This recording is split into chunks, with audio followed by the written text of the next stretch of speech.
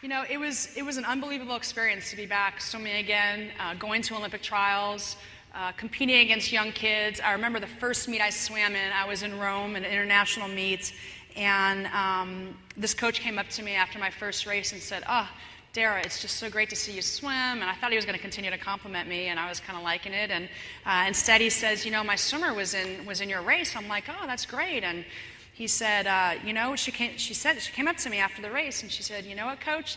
That Dara, she's older than my mom."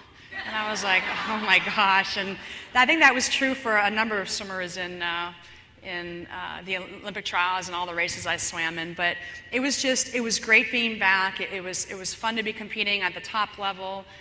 You know, the Olympic Games it happens every 4 years, and it happens every 4 years for a reason. And you have the best athletes in the world come to this one games, one athletic event, and you compete at the highest level, and it's such a rewarding feeling. And you know, you just, as a 41-year-old, you see things differently through your eyes than you do, say, for example, my first Olympics when I was 17 years old. You appreciate things more.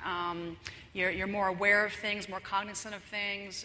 You approach things differently. Having that experience, getting up in the blocks, knowing what I know from swimming in previous Olympics, was a huge advantage to me. So people can talk about my age, but it really was an advantage for me.